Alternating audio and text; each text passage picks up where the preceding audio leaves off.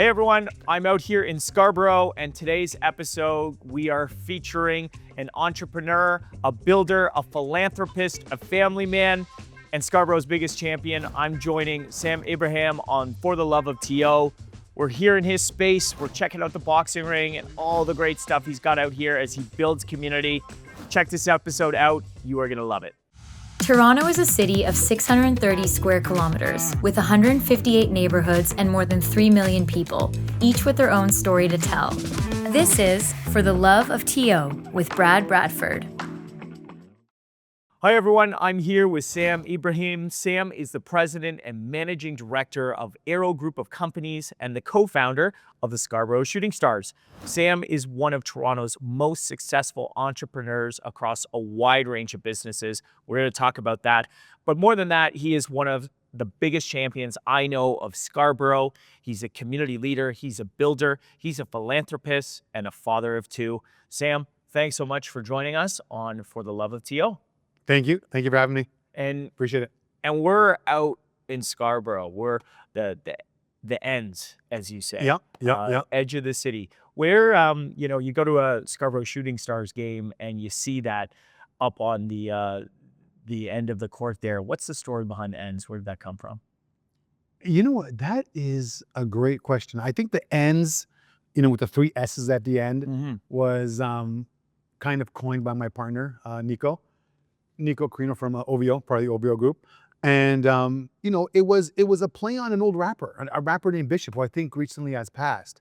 But he would always call Scarborough the ends, right? Because it was kind of the end of the city. But it was symbolic. It wasn't just the ends of the city. It was also the end of, people's attention and the end of prosperity. Like, it was like Scarborough was always considered the end of the line, so to speak, right?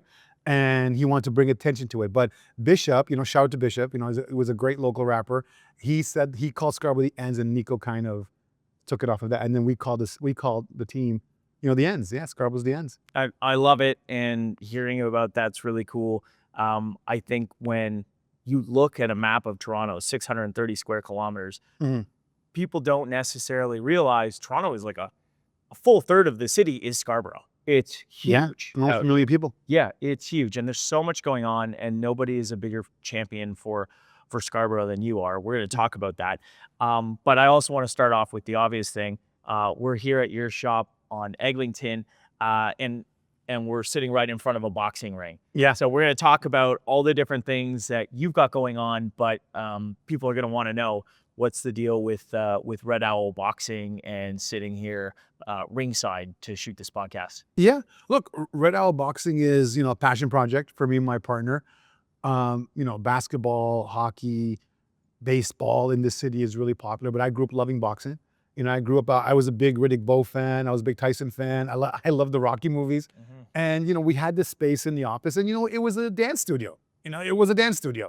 And I'm not knocking dance. I'm not saying anything negative about dance, but no one in our, client group wanted to dance. So we threw dance just wasn't very popular, to be honest. Yeah. So we put the ring there, and, we offer programming, So there's a lot of community programs here. There's a program called Project Arrowhead with the 42 division. So they come here in the kids, so they identify kids in barrier-rich communities, and they come here and they box, they play some basketball, they do some programs. And that's a partnership we have with the police force. But again, boxing is just an option that I think is a great workout. Every kid should know how to throw a punch if they have to, and I think it's a great place to learn it. There's something very visual about boxing too. You talk about growing up, and you mentioned a number of the greats there and watching it. What do you think it is about the sport that captivates people and excites people, and they sort of, you look at a ring like this and you're immediately sort of awestruck? Yeah. What is that? Look, you know what? There is an amount of respect that goes into boxing and to your opponent. To get into a ring, to climb into a ring with a guy sitting across from you or standing across from you that wants to, knock your head off, there's courage. There's honor in that. It's not barbaric at all to me, right? Like standing toe to toe with someone and, saying, hey, we're gonna do this together. There's a matter of respect. There's a lot of respect in boxing that people don't realize. But I love it for those reasons. I love it for the honor involved, the courage involved, the fortitude. And at the end of the day, boxing translates so well into real life, because sometimes it's just a matter of who wants it more, just who wants it more. And that's what boxing has always kind of meant. Like you watch it in the movies, you watch it with like Rocky or Southpaw or, Creed or whatever. And it's always at the end, get up, get up, one more round, take a hit. You can take a hit, keep moving forward. Well, and you talk about the idea of, you really find out who you are, who we are when your back is against a wall or when you're in a corner. And of course, the sort of squared circle. Exactly. Very much you get that. Mhm. No, I love that. I've started doing a little bit of boxing just from a fitness standpoint. And it's like any sport, I guess.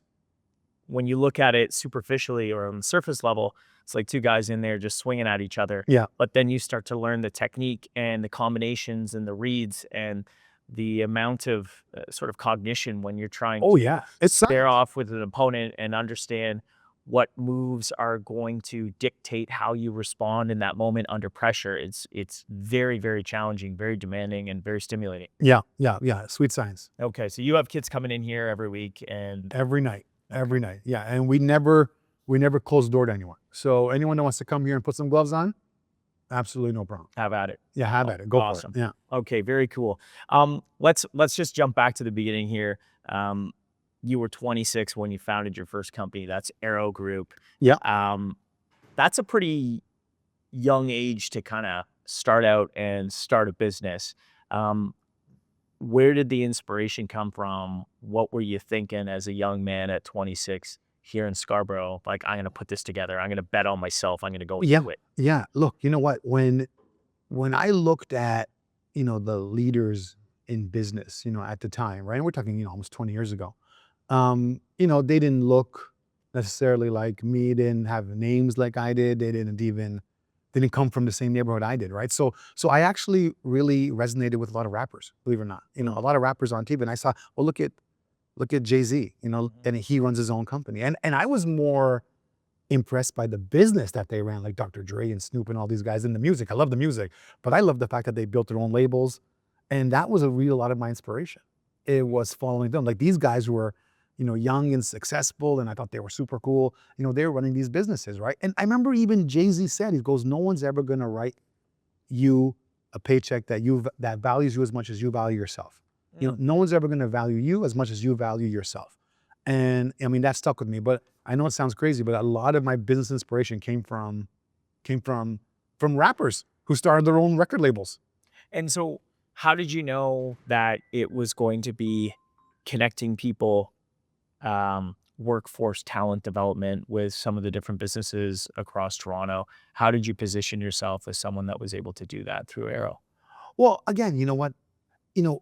Getting a job in this city is tough. And it's really tough, especially if you're new to the country, if you've got, whatever, maybe a criminal records. I mean, there's a lot of barriers that people have when it comes to employment. So I specialize in temporary employment. Temporary employment is a great opportunity for people who don't necessarily do well in interviews. They don't necessarily do well with background checks. They may not pass a credit check. I don't know why companies that have nothing to do with banking require credit checks, but a lot in our city do. And being a temporary employee gets you in the door. You know what? Prove yourself.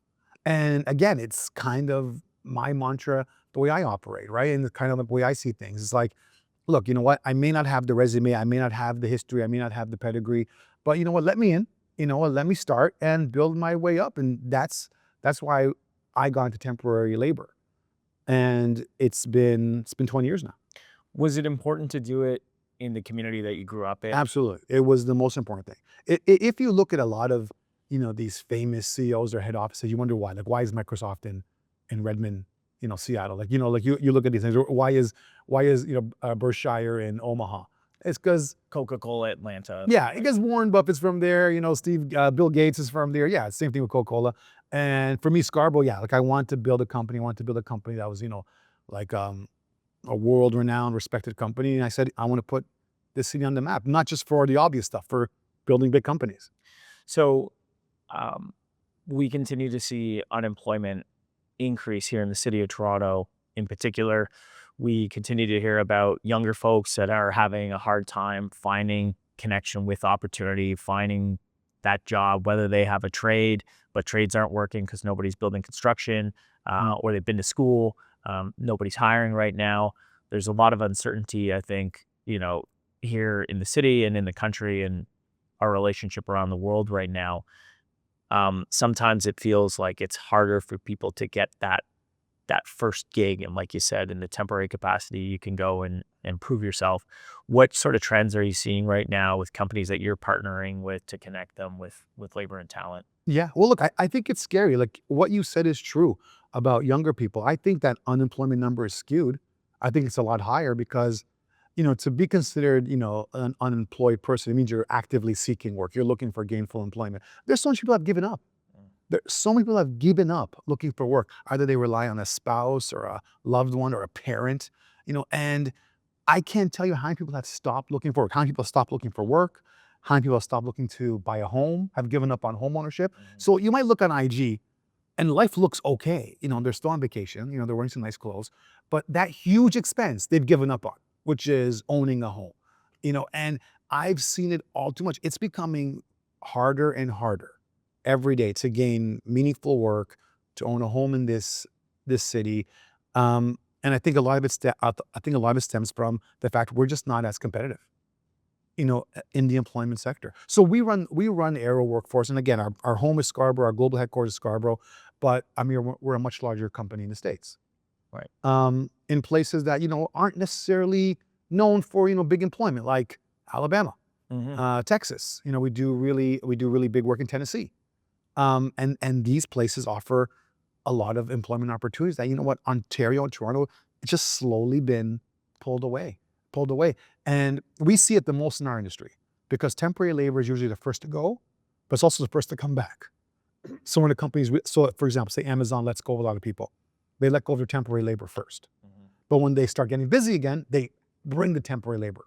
Ramp up. They ramp up very quickly with temporary labor. So we see the trends a little bit before everyone else does. So you talk about jurisdictions where they're still growing, whether that's Texas, Tennessee, or Alabama.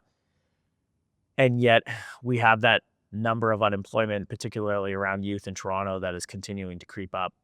So why do you think that there's jurisdictions in the GTA, maybe interprovincially, and certainly north-south across the border, where there are markets of growth, but Toronto continues to see contraction? Is that a tariff thing? Is it a quality of life where people don't want to invest in Toronto? Is it affordability? What's the driver? Yeah, I mean, it's a lot of things. I think it starts with government. I think it starts with employers, especially large employers, multinational employers. They're not incentivized to operate in our city and in our province. I mean, the amount of credits and opportunity I get in Texas or Tennessee or even California compared to Ontario. Ontario is zero. Ontario is zero. And in other places, they are jockeying for your work. And most companies nowadays, especially, right, we can operate from anywhere. We can operate forever. I have 60 employees in Colombia. I have 100 employees in the Philippines, and they're direct competitors now. So there's a lot of stuff going on here. Like right now, I mean, for example, you look at English. The staff we have in Colombia, the staff we have in the Philippines, the staff we have in India. We have a lot of staff in India. English is not second language. They speak English just as well. Education is not secondary. Education is just as good. So we're competing against everyone. So you're no longer competing against the guy in East York or the guy in Markham. You're competing with the guy in Hyderabad in India or in Manila. I mean, that's who you're competing with now, because a company like Amazon or even a company like Aero, we've got a pick of the whole planet. The entire planet's available to us. And, what are we doing to stay competitive? What is our government doing to incentivize employment? I think that's such a good point, and it reiterates the fact that we need to wake up and recognize that Toronto is in a competition for talent, for capital, for investment. And it is not just here in the GTA. You reference Markham or Vaughan, where someone going to open up a shop or a warehouse or, the genesis of their workforce. It is across the country. It is across the continent, and it is in fact around the world. So what do you think cities like Toronto can do? Because maybe we're not going to be the most cost effective. Maybe we're not going to have the biggest financial incentives or the most amount of tax relief. But what's important for you as an employer and somebody who builds and creates jobs when you're thinking about where you want to locate a workforce, or for the people that you're hiring for? what makes a city attractive for entrepreneurs and for businesses to drive that investment? Well, I mean, ease of doing business. Yeah. So ease of doing business is important. If you're caught up in so much bureaucracy, it's easy to look at Target. Target started doing analysis and realized that it was going to take 15 years to recoup some of their losses, and they left. Mm. And they left. There was nothing holding them back, right? Cut their losses. Cut their losses, right? A lot of companies are doing that now. You've got a president in the United States that isn't extremely, Canadian friendly anymore. And that's becoming an issue too. I was just in Miami last weekend. A lot of Canadians are boycotting traveling to the States now. I mean, there is a lot of stuff going on, but I think what made this city a great place to be, it's shifted. Like, we used to be a place that was, there was education was the best in the world. Healthcare was the best in the world. Infrastructure was the best in the world. Like, when I was a kid, we're not talking this sad story my dad would say from 7 years ago. When I was a kid, 20 years ago, we had the best You're not healthcare. that old. Yeah, I'm trying to suggest I'm not that old. You've got way more hair than I do. Yeah. But look, when I was a kid, we believed we had the best healthcare in the world. We believed we were the safest city in the world. We believed we were the best. Like, when we got snubbed for an Olympics, when Toronto got snubbed for an Olympics, we were shocked. Like, how did Beijing get selected over Toronto? But now there's no way Toronto's going to beat one of these global international cities. There's no way Toronto would win an Olympics over some of these major cities. And we got to ask ourselves why. What was working 20 years ago is not working anymore. So there's a pivot, there's adaptability, a lot of stuff that's going on across the world. It's like we've turned our back to it. Every day I read about what Zuckerberg is doing with AI and what he's doing with Meta and the companies he's buying. That's missing Toronto. That's not happening here. Like, there's none of that. Like, the largest AI company has a revenue higher than Canada's GDP, over $4 trillion. The entire country. One company is Silicon Valley. And the second place company is almost as close. Two companies in the United States have larger revenue than our entire country's GDP. Right? And we're missing the boat. I believe we're missing the boat. It would seem to me that we need to focus our effort in trying to create the conditions where we become a more attractive city for that type of investment. And maybe even more importantly, we become the type of city where we foster that innovation and that ingenuity right here in the city, rather than, taking out ads or running conferences to sort of, promote Toronto as a tech destination. Maybe the city and local government should look at innovative solutions that exist in the marketplace and go out and be a customer to start to back founders or startups when they're working in a space, whether that is, water efficiency or traffic automation or things that they could be doing around safety. There are those companies and those founders and those builders here in Toronto, but more often than not, it's a nightmare to try and work with the city of Toronto. Our procurement process is very convoluted, difficult, and expensive and time consuming.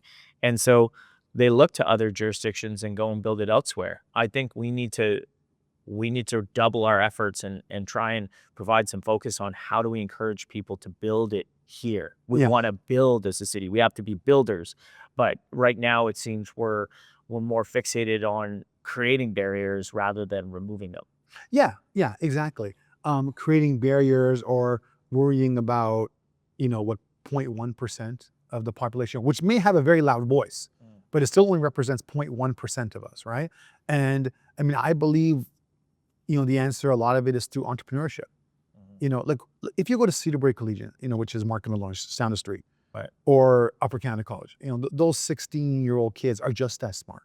One goes to a $40,000 a year private school, and one goes to inner city high school, which was my high school. Right. And those kids are both, destined for great things, but they both end up leaving. The ones that are top of their class, they both end up leaving. They both end up going somewhere else. Encouraging them through entrepreneurship that this is a great place to start your business, and this is a great place to build a company. I think it starts there. So you've been doing that, and this facility here on Eglinton and Scarborough, like, open doors, you've got gym equipment, you've got basketball courts, all this sort of fitness stuff. And you are reaching out and bringing people into this building.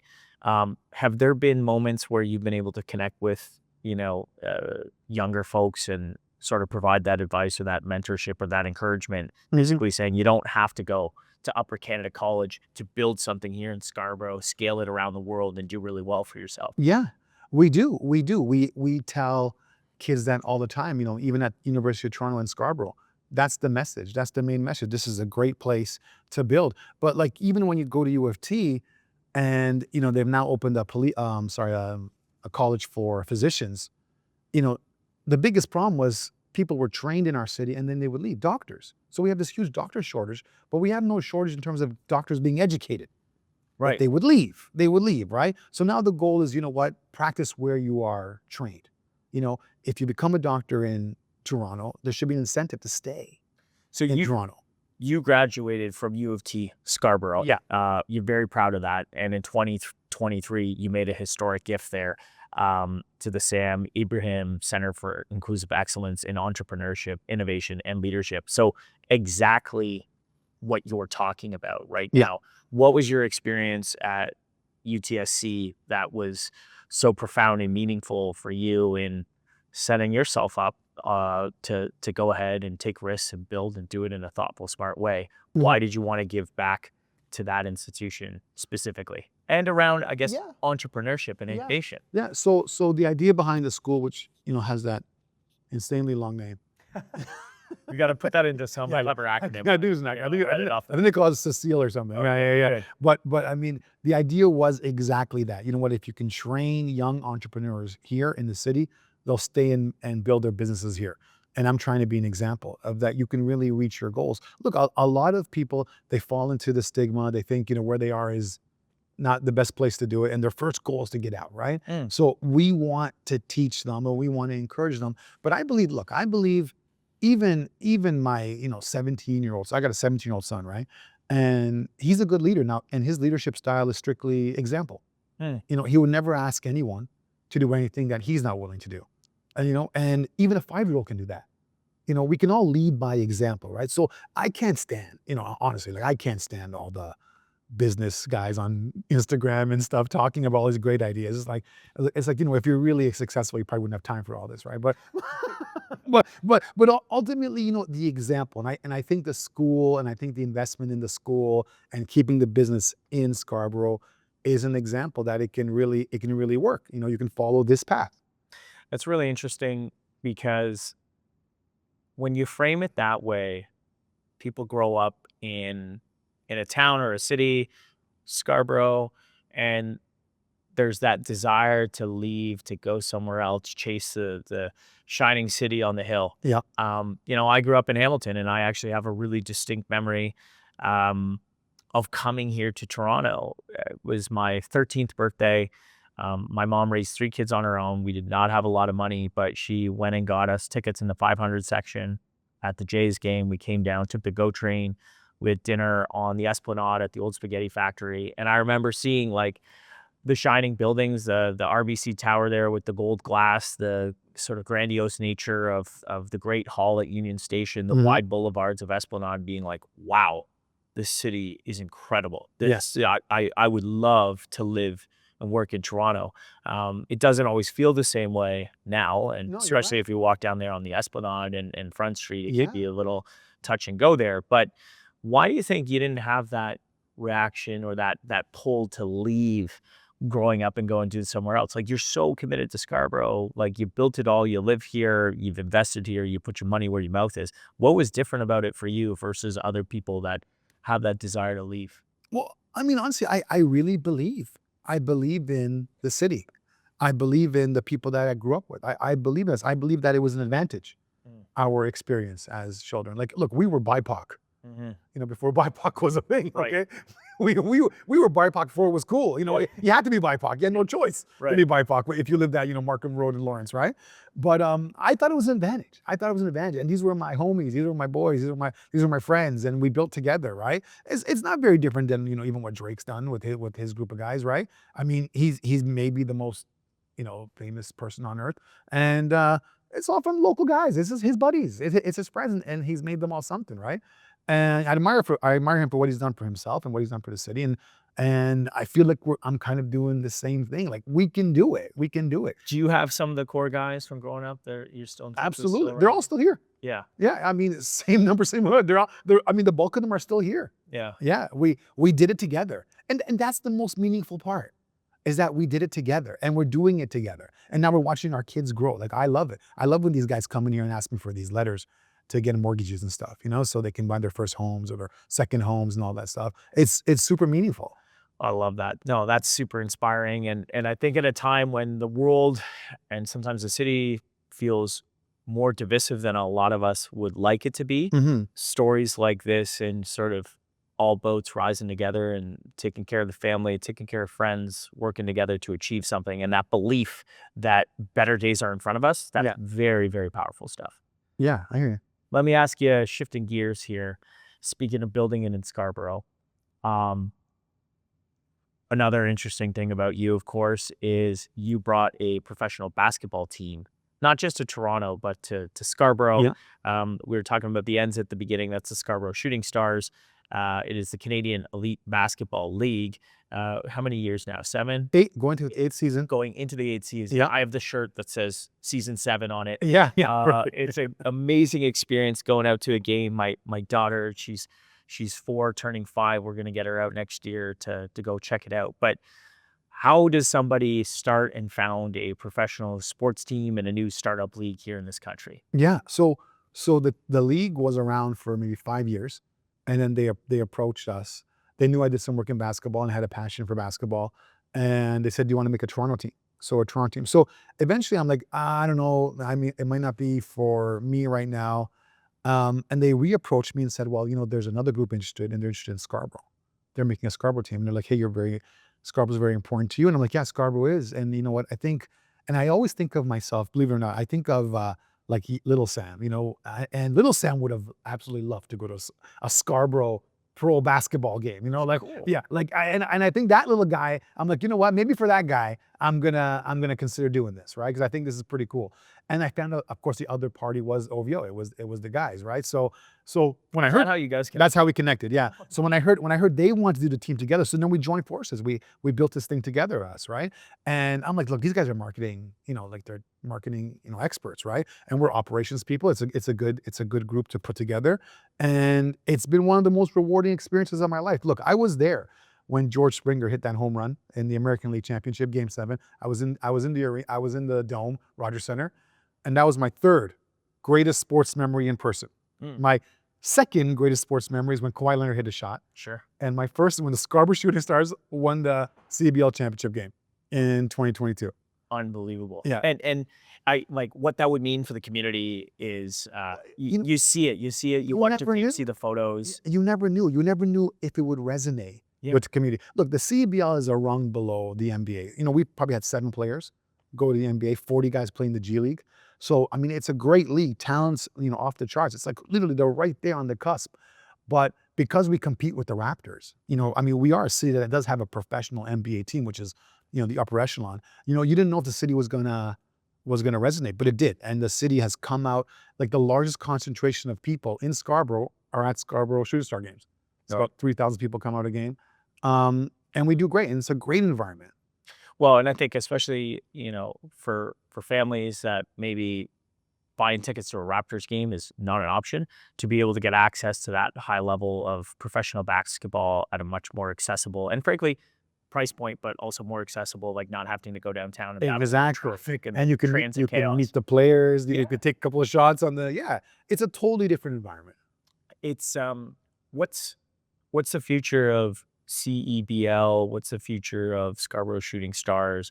What does that look like 5 years from now? Does it continue to grow? Do they expand teams? It's the largest pro league in Canada. It's bigger than the CFL. Wow. So it's surprising, but it's larger than the CFL. There's 10 teams. There's a lot of interest in growing the league. I think in 5 years it might be 14 teams. If the league had their way, probably 20 teams. And it is a really incredible experience. Like Winnipeg, they do Raptor numbers. They get 15,000 people come out to games. Oh wow. Yeah, in some of the markets. So basketball is, the second most popular sport in Canada. I think it's number one again amongst urban boys, and it just won't stop growing.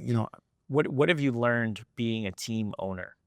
Probably a lot of people, kids grow up, sports fans, Yeah, dreaming about being on the field or on the court or in yeah, the arena. yeah. But if that's not available to you, and That's what I tell the kids. yeah, then like maybe you want to own something. What's Yeah. the most surprising sort of Well, I kind of takeaway? equate it to like, my kids. My kids both play basketball when they were small. And it was like, it's like, imagine your one son on the court. Now it's like all five of them are your sons. It means so much to you. Like that hour and a half, a shooting star game, nothing can break my concentration. Right. It is Dialed in. dialed in. It is so intense. It means so much to you. I see you and your mom down on the court. Yeah, we sit courtside together. Exactly. Yeah. And it is the most incredible experience, but it is stressful.